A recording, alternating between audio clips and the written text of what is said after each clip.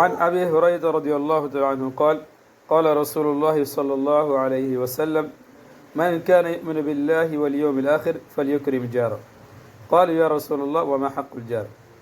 حضرت ابو ہریرہ رضی اللہ تعالیٰ عنہ سے روایت ہے کہ آپ صلی اللہ علیہ وسلم نے ارشاد فرمایا من کان یؤمن باللہ والیوم الآخر، جو شخص اللہ تعالیٰ اور آخرت کے دن پر اللہ تعالیٰ پر ایمان رکھتا ہو، آخرت کے دن پر ایمان رکھتا ہو فلیکرم جارہ، اس کے لیے لازم ہے کہ وہ اپنے پڑوسی کے ساتھ اکرام کا معاملہ کرے.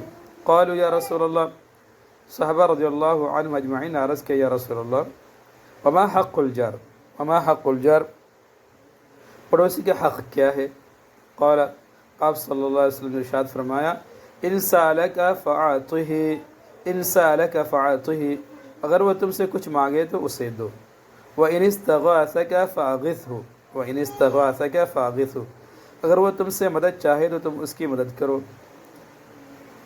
وَإِنِ اسْتَقْرَضَكَ فَأَقْرِضْهُ، وَإِنِ اسْتَقْرَضَكَ فَأَقْرِضْهُ، اگر وہ اپنی ضرورت کے لیے قرض مانگے تو اسے قرض دو. وَإِن دَعَاكَ فَأَجِبْهُ، اگر وہ تمہاری دعوت کرے تو اسے قبول کرو. وَإِن مَرِضَ فَعُدْهُ، اگر وہ بیمار ہو جائے تو اس کی بیمار پرسی کرو، اس کی عیادت کرو. وَإِن مَاتَ فَشَيِّعْهُ، فَشَيِّعْهُ،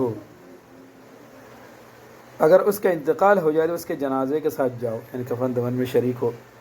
وَإِن أَصَابَتْهُ مُصِيبَةٌ فَعَزِّهِ، وَإِن أَصَابَتْهُ مُصِيبَةٌ، اگر اسے کوئی مصیبت پہنچے تو فَعَزِّهِ، اسے تسلی دو. وَلَا تُؤْذِهِ، وَلَا تُؤْذِهِ، اپنے ہانڈی میں وَلَا تُؤْذِهِ، اور اسے تکلیف نہ پہنچاؤ. وَلَا تُؤْذِهِ، اسے تکلیف نہ پہنچاؤ. بِقُتَارِ قِدْرِكَ، بِقُتَارِ قِدْرِكَ، اپنے ہانڈی میں گوشت کے پکنے کی مہک سے. قطار گوشت کے پکنے کی مہک، قدر ہانڈی. بِقُتَارِ قِدْرِكَ، اپنے ہانڈی میں گوشت پکنے کی مہک سے اسے تکلیف نہ پہنچاؤ. کیونکہ ہو سکتا ہے کہ تنگ دستی کی وجہ سے وہ گوشت نہ پکا سکتا ہو اور اس کے بچے اس کو تنگ کر رہا ہو. الا، اس کو بچے نہ بھی ہو تو اس کا کھانے کا دل کر رہا ہو اور اس تنگ دستی کی وجہ سے وہ نہیں پکا سکتا ہے. الا ان تغرف له منها، الا ان تغرف له منها، مگر یہ کہ اس میں سے، یعنی اس گوشت میں سے کچھ اس کے گھر بھی بھیج دو. تو بھیجنے کی اتنی ہمت ہے، اتنا حوصلہ ہوئے تو الگ بات ہے. ولا ترفع علیہ البناء، ولا ترفع علیہ البناء، اور اپنی عمارت کو، اس کی عمارت اس طرح بلند نہ کرو کہ لتسد علیہ الریح، لتسد علیہ الریح، کہ اس کے گھر کی ہوا رک جائے. الا باذنہ، مگر اس کی اجازت سے ہوا، الگ بات ہے. رواہ الاصبہانی فی کتاب الترغیب.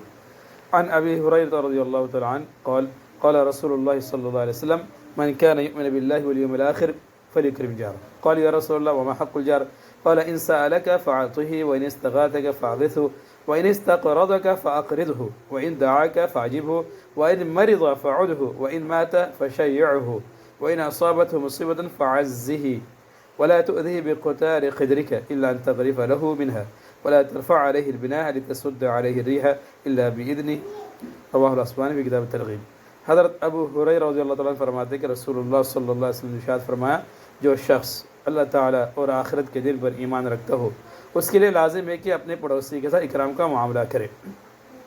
صحابہ رضی اللہ عنہم اجمعین عرض کیا یا رسول اللہ پڑوسی کا حق کیا ہے؟ آپ صلی اللہ علیہ وسلم نے ارشاد فرمایا اگر وہ تم سے کچھ مانگے تو اسے دو، اگر وہ تم سے مدد چاہے تو تم اس کی مدد کرو، اگر وہ اپنی ضرورت کے لیے قرض مانگے تو اسے قرض دو، اگر وہ تمہاری دعوت کرے تو اسے قبول کرو، اگر وہ بیمار ہو جائے تو اس کی بیمار پرسی کرو، اس کی عیادت کرو، اگر اس کا انتقال ہو جائے تو اس کے جنازے کے ساتھ جاؤ، اگر اسے کوئی مصیبت پہنچے تو اسے تسلی دو، اپنی ہانڈی میں گوشت پکنے کی مہک سے اسے تکلیف نہ پہنچاؤ، کیونکہ ہو سکتا ہے کہ تنگ دستی کی وجہ سے وہ گوشت نہ پکا سکتا ہو، مگر یہ کہ اس میں سے کچھ اس کے گھر بھی بھیج دو، اور اپنی عمارت اس کی عمارت سے اس طرح بلند نہ کرو کہ اس کے گھر کی ہوا رک جائے، مگر یہ کہ اس کی اجازت سے ہو.